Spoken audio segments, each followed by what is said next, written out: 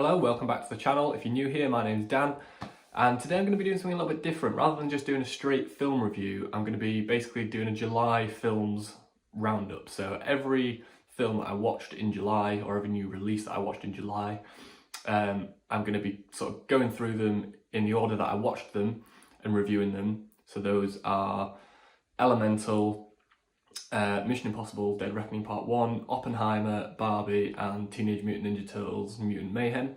And then at the end, I'm going to do a ranking of those 5 films, and along the way, I'll give you my thoughts. So, Elemental was the first of these films that I saw. And if you're new to this channel, you might not know, but I am a huge Pixar fan. They've made some of my favourite films of all time. And every time a new Pixar film comes out, I always have the highest expectations, or I should say rather, I have the highest hopes, but in recent years, my expectations have dwindled somewhat, and I was looking forward to this. I didn't love the marketing for it, but I thought, okay, the animation looks like a cool sort of stylistic choice that we haven't necessarily seen, and you know, the central premise sounds like it could be good fun. So I went in with tempered expectations, but you know, you always hope for the best when it's a Pixar film. And to be honest, overall, I was left disappointed by Elemental. I'll start with the positives. So Elemental tells the story of a bunch of people made of elements that live in this city. And so you've got water, fire, earth, and wind. And ultimately it's a rom-com kind of, and it follows a girl called Ember who's made of fire and a boy named Wade who's made of water. And in that you've got some really creative sort of puns and uses of how the elements work, and you know, the inner workings of this city and everything that has to do with each element, you know, like how they interact with each other, how they interact with the world. It's all very creatively done, and you can tell that a lot of thought's gone into it. The animation, of course, it's Pixar. Of course, it's going to be good in the technical sense, in terms of is it well rendered, is it realistic, you know, do the backgrounds look realistic, all that kind of stuff. But also from a sort of stylistic point of view, it looks really interesting. Look at some of the character designs, and you'll see, especially I think with I do think the main two being fire and water, they look really good, and they're completely different sort of animation styles to each other. I will say that wind and earth don't feature that much in this film. It really is mainly about the fire and the water elements, and I get it, and I get the story and the metaphors that it's going for and the messages, but ultimately it has to be fun, and it has to have interesting characters and an engaging story, and that's where I felt like it fell down a little bit. So the world building's cool.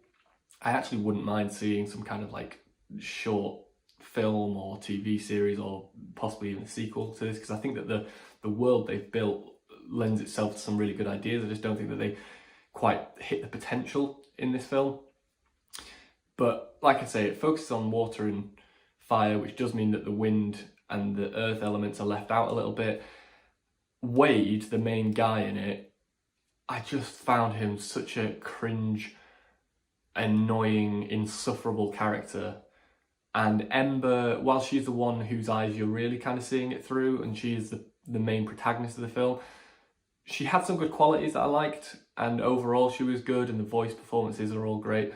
But even she was a bit unlikable at times. Obviously the whole thing is, oh, she's fiery because she's made of fire, so she has to be angry about things. And there are certain times where she just gets angry at characters for things where I'm like, it's kind of unreasonable of you to be mad at them for that. So there are times where none of the characters are particularly likable. Her family aren't likable, and that's by design, because you know, there's a whole sort of subplot in there about her having to live up to her parents' expectations and stuff, which again, it's a fine story, but we've seen it a few times recently in Pixar films, and it's feeling a little bit tired at this point.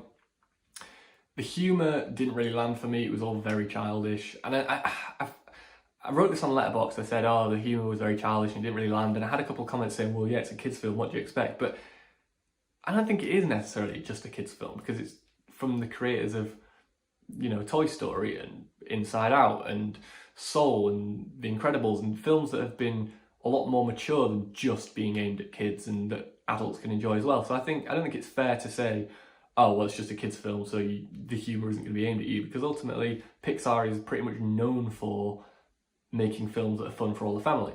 And unfortunately, and by the way, it's worth pointing out as well, I saw this in a cinema during the daytime when there were kids about, and even a lot of the kids weren't laughing. So it just didn't really hit any of the marks for me. I do feel like I'm coming across a little bit more negative than I intended to. It was a fine film, it was sweet, you know, the animation was good, the voice performances were fine, but I just found the characters a bit irritating. I thought the story was nothing that you haven't seen before, and the humour didn't land for me. But as I say, the world building's cool, the central premise is cool, and I wouldn't mind seeing a spin-off of some sort in the future of this. It's also really sweet if you look into the true story of Peter Son, who wrote and directed this, and it was kind of a love letter to his parents, who sadly passed away before the film was released, I think during production or post-production.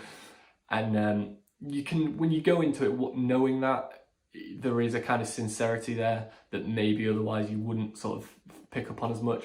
So it's a nice story, and I think the messages are relevant and messages that are worth exploring.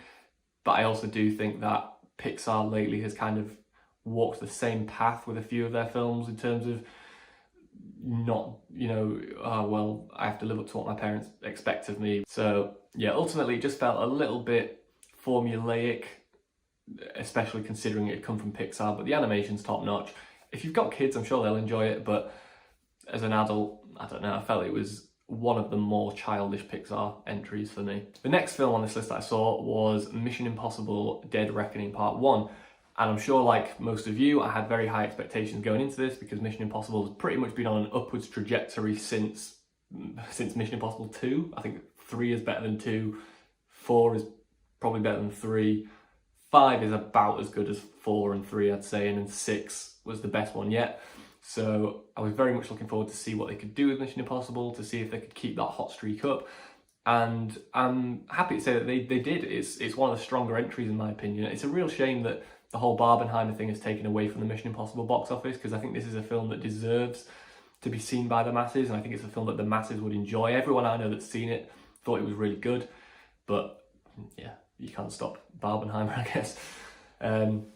But no, ultimately it was great. It was everything you have come to expect from a Mission Impossible film. It had espionage, it had twists, it had the action, and it had a lot of heart as well, which is something that I think it would be easy for the films to forget about because they're so focused on what stunt is Tom Cruise going to do for this one and this, that, the other, that I think the heart ultimately is something that could be easily forgotten about, and thankfully it isn't. Tom Cruise obviously is great in it, you know that going in. He's still doing the majority of his stunts for real. Obviously some of them, maybe there's a bit of CG involved or whatever, but for the most part what you're seeing is real. Hayley Atwell is a great new addition. She plays a very interesting character, and my favourite thing about her actually was that she played a strong female character, but in the right way. Because for me, we have a lot of strong female characters nowadays, which obviously is a good thing, but I don't think they're always handled in the best way. Because for me, a strong female character isn't a female character that's just great at everything, which is normally what it is. It's like, okay, they can kick ass. They don't have any vulnerabilities, they don't have any flaws, they're just amazing at everything, they've got all the answers. They come and they save the hero and they save the day and they come to the rescue, and it's like, okay, but no one's that infallible though. Hayley Atwell's character in this does have vulnerabilities and she does have flaws, but she overcomes them to save the day and to help her team. And she has strengths and she has weaknesses, but ultimately her strengths override her weaknesses. And particularly she's able to find those strengths in the face of adversity, which to me, that is what a true strong character, female or otherwise, should be. And I was very happy with how they handled her character. The action, of course, is phenomenal. There's a car chase that has a bit of a comedic twist, but also a bit of a story-based twist as well, which just keeps it from feeling like every other car chase you've seen. And I thought that was a really interesting sequence, and it was, it was shot well, it was exciting, the music was, kind of elevating it and all that, and it was just a proper rush, a good adrenaline rush. There's a train sequence towards the end, which I don't know the exact timing on this, but it felt like it went on for probably 45 minutes. It was a really proper climactic action scene, and it was just everything you wanted. There was fighting on top of the train, there was gunplay within the train. There was a sequence that reminded me of Uncharted, where they've got to kind of jump from carriage to carriage, and There was fist fights going on in the train and all sorts of different action styles within this one action style. And of course I was very impressed with it. The big stunt that you've probably seen from all the marketing and stuff, the big stunt you've seen with the motorcycle off the cliff, that was just as thrilling as I hoped, because I always wonder with that sort of thing, when you see it in the marketing, you think, okay, well, is that going to diminish the impact of it in the film? And for me, it didn't, because the shot that we saw in the marketing is only really the first bit of the stunt. There's more to it that you don't see in the marketing. So for me, it did live up to the hype. And the villain in this, there's kind of two villains. So there's an AI villain, which is called the Entity. And I really loved, didn't necessarily love exactly how they handled everything about it. I think some of it was a little bit on the nose. There was definitely a lot of exposition towards the beginning. But in terms of how they sort of showcased what AI could be if it was used in the wrong hands, that was really interesting to me, because it was sort of different from what we normally see AI as being. We normally see AI as robots or, basically like machines with consciousness that go and kill humans. It wasn't like that. It was to do with information and data, and how we just, as a people, we just trust the information we're given and we assume it's correct. But what if AI wanted to turn that information against us or feed us lies? Would anyone even know? And how do you stop it? And all this, and I just thought that the way they handled the AI aspect was really different from how I expected it to be, but it was welcome and obviously very timely. There is a sort of secondary villain, which is basically the face of the AI, called Gabriel, and he is a bit forgettable, as Mission Impossible villains tend to be. I don't know necessarily if he even needed to be there. I guess they were there so that Tom Cruise could have someone to fight, because you can't fight an AI. But he kind of had people to fight anyway, because he's going after this key to stop the AI, and people are going after him, and he's going after other people that are trying to get the key. So you would have had those kind of fist fights anyway. So I don't know that you necessarily needed Gabriel in here. But all things considered, it was a top tier entry. I think for me, it's maybe not quite as tight as Fallout, but I think it's probably the second best Mission Impossible film after Mission Impossible Fallout.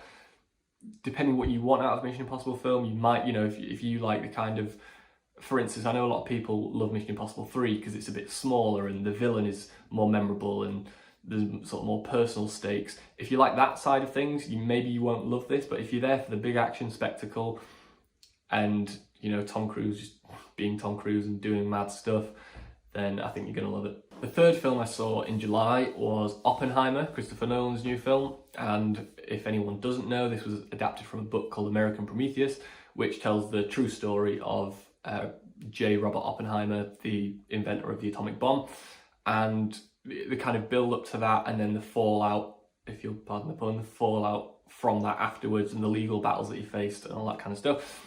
This is a new Christopher Nolan film and stars Cillian Murphy in the lead role.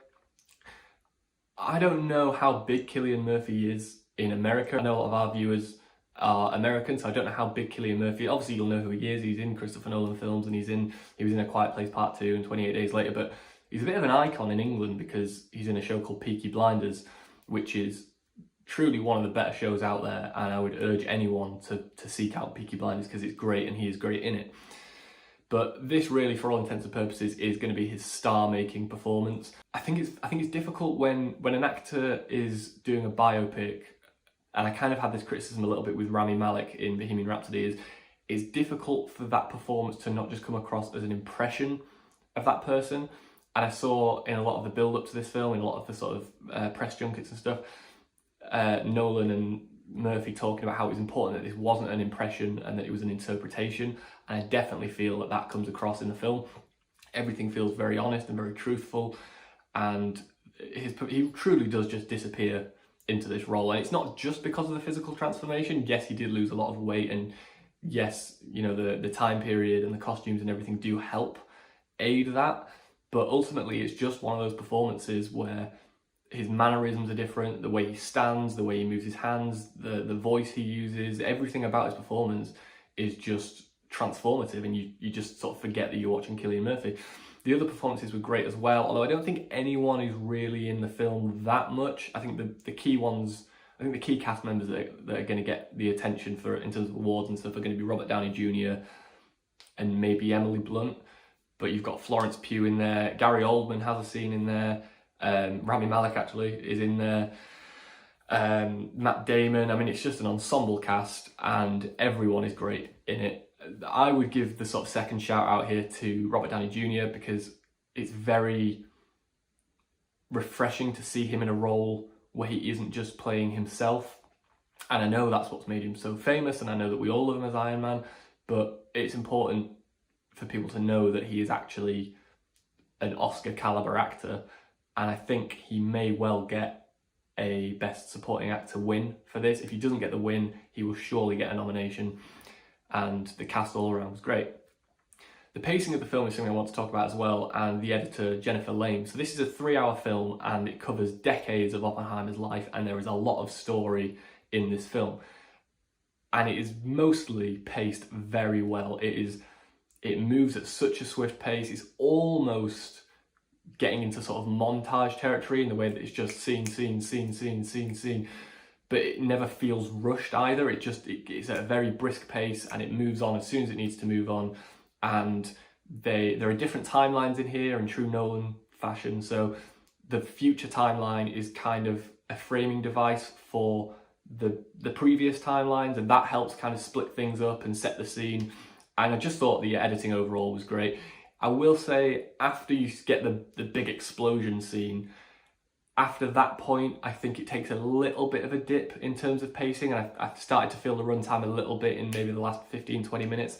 But overall, for a 3-hour film, it is one of the better ones that I've seen in terms of pacing and editing. Obviously, the direction from Christopher Nolan is world class. He will get a nomination for this, and I want to say he's got a very good chance of winning. It's hard to say that before we know everything else that's come out, but he will surely secure an Oscar nomination for this, for Best Picture and Best Director. Everything about the film feels like such a singular vision, and a lot of these biopics come out and a lot of them are by the numbers. This isn't that. It's got stylistic choices, like we see in the mind of Oppenheimer and how he thinks about things and how he processes information and how he views the world. And those scenes were it wasn't really anything I'd seen before.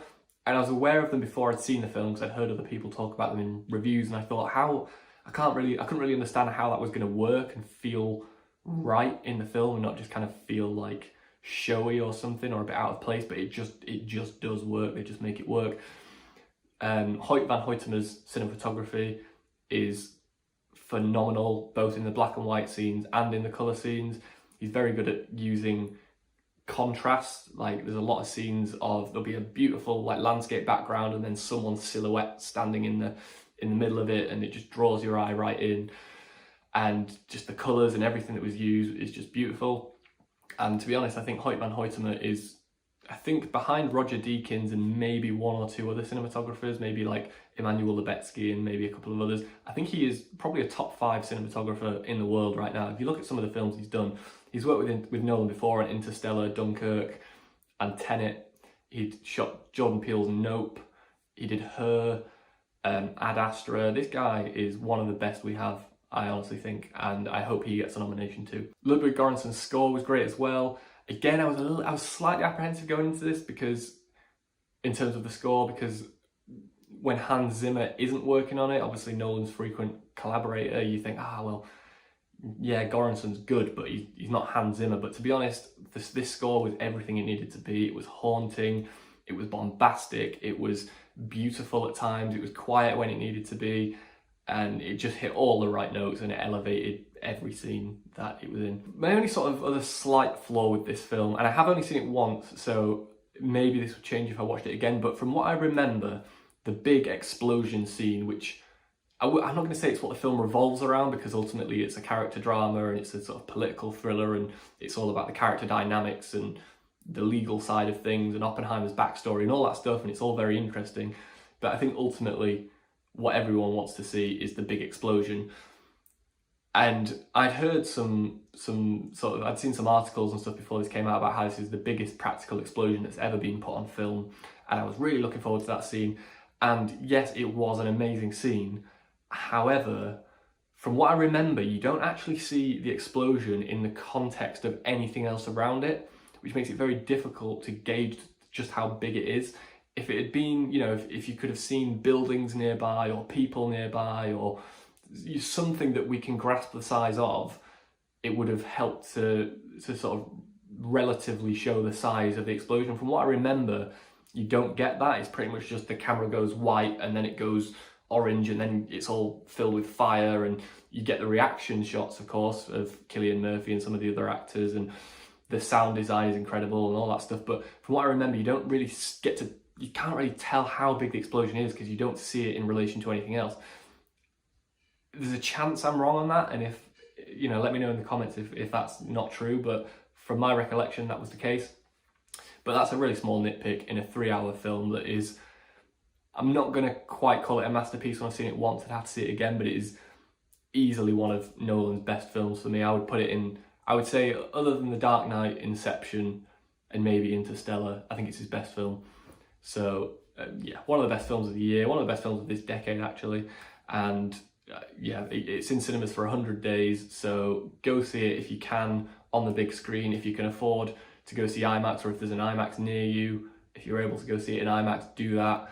It's going to be worth it, and it was just amazing on all fronts. The visuals, the score, the performances, the pacing, the editing, the direction, just everything about it was just phenomenal. It was everything I wanted to. I think this was my most anticipated film of this year, and it lived up to my expectations, and actually I think it exceeded them. So I definitely recommend you go see Oppenheimer if you haven't already. The next film that I saw was Barbie, which I didn't actually see Barbie on the same day as Oppenheimer. I wanted to, but I saw Oppenheimer at a late screening, and I kind of wanted to just sit with that feeling for a while. I felt like if I'd have seen Barbie straight after, yes, it would have been a good palate cleanser, but I think something as powerful as Oppenheimer that makes you think so much about the real world consequences of it, I think you kind of want that to linger for a bit. So I saw Barbie a few days later, and for the most part I really enjoyed it. For anyone that doesn't know, obviously it's the story of Barbie and Ken, but really just Barbie, and it's her leaving Barbie land to go into the real world.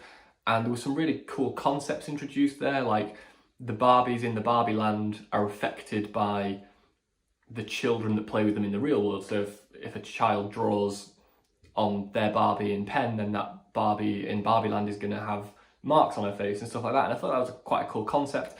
And they do some other things like that that's quite interesting to think about. The production design is probably my favourite aspect of this film, particularly in Barbie land, not as much in the real world, but the Barbie land scenes are just incredible to look at. You know, the sets that they built and the colours that they used. I'm sure there was colour correction as well, but it's just an absolute feast for the eyes, and it's just gorgeous to look at. Some of the best production design of the year, easily. Margot Robbie, of course, plays Barbie and is, I can't really think of anyone that would have been a better choice, to be honest, to play Barbie. She is just the perfect pick. And they have fun with that as well, because there's messages in the movie for young girls and for women of all ages, really, and for men, to be fair. But there are messages around beauty and stuff, and there's a good bit where they have a narrator that sort of pauses the film, and she says, if you're trying to make a point about beauty not being everything, then Margot Robbie is really the wrong person to make that point. And I thought it was very self-aware like that, and it had some meta sort of humour like that, which was good. Ryan Gosling was hilarious as Ken. I've heard people saying about maybe he might get a Best Supporting Actor. I personally would be surprised if that happens, just because I think comedies tend to be ignored by the Academy and stuff like that. I mean, if he gets it, that's a win in my books, but I would be surprised if it happened. But his chemistry with Margot Robbie and his back and forth with the other Kens is really, really funny. And we've known for ages that Ryan Gosling, the first time I saw Ryan Gosling be funny was in Crazy Stupid Love, and then he did it again in one of my favourite films ever, which is The Nice Guys. He was absolutely hilarious in that. So we know he's got the comedic chops, and when you see him in interviews and stuff, it's quite clear that he's a very quick guy and he's very witty and just a really sort of likeable guy. But a lot of the time he plays these stoic characters, which he's great at doing, but it's really nice in this to just see him let loose. And I think this is by far his most comedic role so far, because he is, in a film that's already a comedy, he is the comic relief character. Like the most comedy is channeled through him. So he did great in it. Margot Robbie did great. I feel like one of my issues with this is not the messages themselves, but the delivery of them, because I feel that it was some of the most on-the-nose messaging I've seen in a film for a very long time. Now, maybe you'd say, well, this is aimed at young girls, and if the messaging was subtle, they wouldn't pick up on it, and that's probably a fair criticism. And I'm very, very well aware that I'm not the target audience for this, but as someone who reviews films and has to sort of be objective and look for flaws, I did feel like the messaging was very heavy-handed, especially considering that before the film came out, Ryan Gosling, and I think maybe some of the other cast came out and said it's the best script they've ever read in their lives, and it was written by Noah Baumbach and Greta Gerwig, who are two of, particularly Noah Baumbach is one of the best screenwriters working today, so I did expect it to be a bit more subtle with its themes, but yeah, I mean, ultimately, if the goal of this film is to empower young girls and to teach them the lessons in the film, then yeah, maybe you're not going to get those points across as clearly if the messaging is subtle. So I understand why they did it, but for me it did stand out a little bit. Will Ferrell's storyline as well is, I wouldn't be surprised if there were some deleted scenes there because it feels very undercooked. He comes into the movie and then he's not in it for probably an hour, maybe an hour and a half, and then he comes into it right at the end again. And it's sort of like, okay, well, what was he doing the whole time? Where was he? I'm not even 100% certain if that storyline needed to be there, but if it's going to be there, I'd prefer it would be more fleshed out and have, you know, consistent presence throughout the film, which I feel like it didn't. But ultimately, this is a very fun film, and if you go in wanting laughs and, you know, a feast for the eyes and the visuals and all that kind of stuff, you will enjoy it. I thought it was a very fun film with great visuals, and it was hilarious, but I just think the messaging was a little bit on the nose. But Teenage Mutant Ninja Turtles Mutant Mayhem was the last film that I saw, and this was a surprisingly good time. And I say surprisingly because the Teenage Mutant Ninja Turtles doesn't have a great track record when it comes to films. There's been probably 2 or 3 different iterations of the TV series which have been really good, but the films have never really had that definitive version. I'm not sure if this is going to be the definitive version, but I think it's the best we have so far. It was written by Seth Rogen and Evan Goldberg, who wrote Superbad, so you can expect flavors of that kind of comedy. It's not as raunchy as something like Superbad, obviously, because it is geared towards kids ultimately, but the humor in there is more adult than you might expect. The animation is just dazzling to look at. It's that kind of Spider-Verse style animation, but it's got a lot of neon colors and it's got stylistic choices. Like sometimes when certain things happen, like in fight scenes and when there's explosions and stuff, the animation looks like it's not been finished, like it's like someone's sketching it in a book, but obviously it's a deliberate choice and it just looks really cool. So the animation I thought was great. The comedy, as I've said, the comedy is mostly great, and the 4 lead actors, they have such great chemistry. I know a lot of the time with animated films, a lot of the actors don't even ever meet each other. They come into a booth and they record their lines at separate times.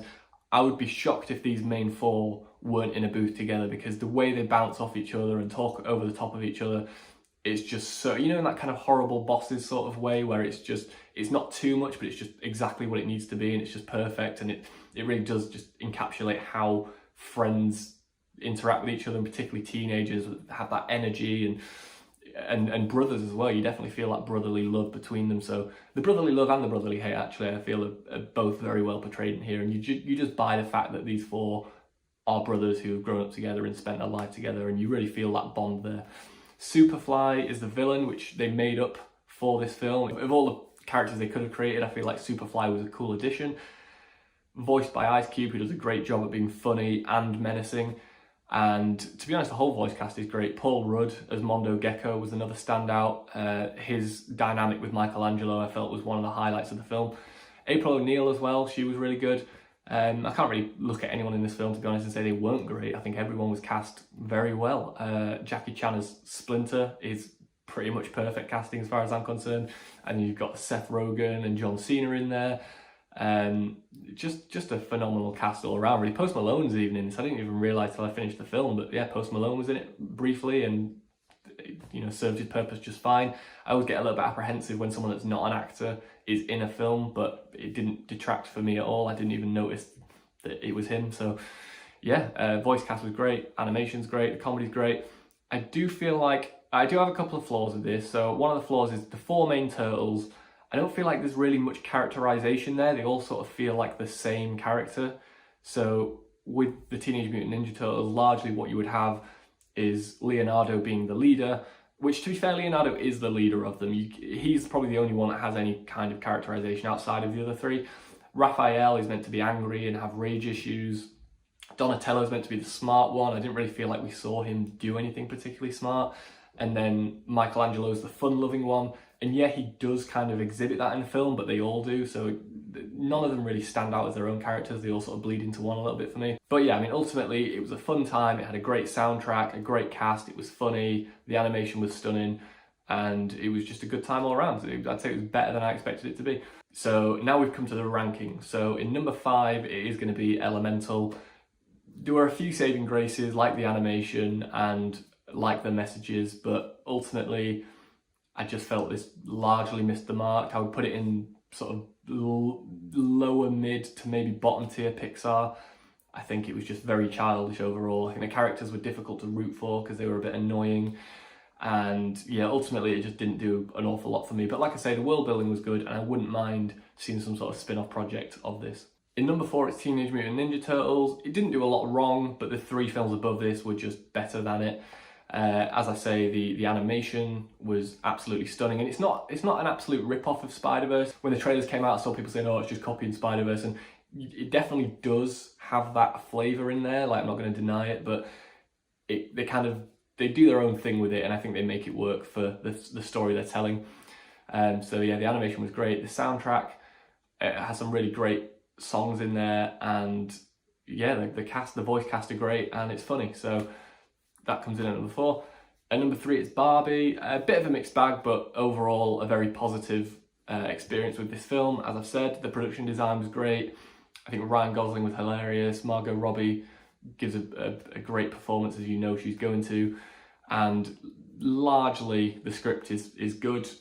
It definitely has things to say, and it definitely has some important messages. But I just think that some of the themes and some of the messages are delivered very heavy-handedly, and it could have been a bit more subtle. But overall, still very much enjoyed Barbie. At number 2, it's Mission Impossible Dead Reckoning Part 1. It does run into that thing of, well, it feels like a Part 1. Less so than some other Part 1s, to be fair. It does have some degree of finality to it, but ultimately the big story is still left unresolved. So it's hard to give it a higher grade than I have given it. If you want to see my grades for these films, by the way, follow me on Letterboxd. It's Dan Hobson _. So if you want to see my ratings and lists and stuff, go have a look and follow me on Letterboxd. But yeah, the action was everything I wanted it to be. Hayley Atwell was one of the most interesting characters, dare I say, in the entire saga. The music was good, the way it was shot was really exciting. The AI aspects had elements that I loved. It also had a couple of elements that I didn't love. There was a lot of exposition at the beginning, and again, it runs into some of the messaging is quite on the nose and feels a little bit, I don't know, it just doesn't feel as woven into the script as it could have done. But ultimately, it's a very good film. I do feel Gabriel was a bit forgettable, but that's kind of a common gripe with Mission Impossible films. I think at this point, that's just something you probably expect from a Mission Impossible film, is that the villain isn't going to be the sort of main focus, because what you're really going to be left with is the stunts and all that kind of stuff. But overall, I think this is one of the stronger entries in the franchise, and I really enjoyed it. All things considered, I think this is a great action film. Number 1, shock horror, it's Oppenheimer. What can I say? When Christopher Nolan delivers, he fucking delivers like a postman with Tourette's. He has a way of just capturing this massive scale and this huge scope where it feels so cinematic and so huge, but at the same time, it's a film that lives in the intimate moments, in the character moments, and it's just one of those films that's firing on all cylinders. It's got some of the best performances of the year, it's got some of the best cinematography of the year, it's got one of the best soundtracks of the year, some of the best editing of the year, and I would say so far the best direction of the year, hands down. I think you'd be hard-pressed to find anyone that has real issues with this film. I think the only issues you might come across are people saying it's a bit too long, or maybe it's a bit too talky. I think I did have one comment on Letterboxd where someone said that they wanted it to be an action film, and they were disappointed with the lack of action. But I don't think that's really a flaw you can put on the film. I think that's a flaw on that person's expectations, or a flaw with the marketing. But ultimately, I would imagine this will go down as the best film of this year for me. I'd be surprised if anything tops it. So that's my ranking of the 5 films. Let me know which ones you've seen and how you rank them in the comments. And if you've enjoyed this, don't forget to like the video, hit the notification bell, and subscribe to the channel. I always hate saying that because I hate it when content creators say that, but it really does help the video perform. if you do those things. So let me know if you enjoy it, and yeah, drop me a follow on Letterboxd. I'll see you next time.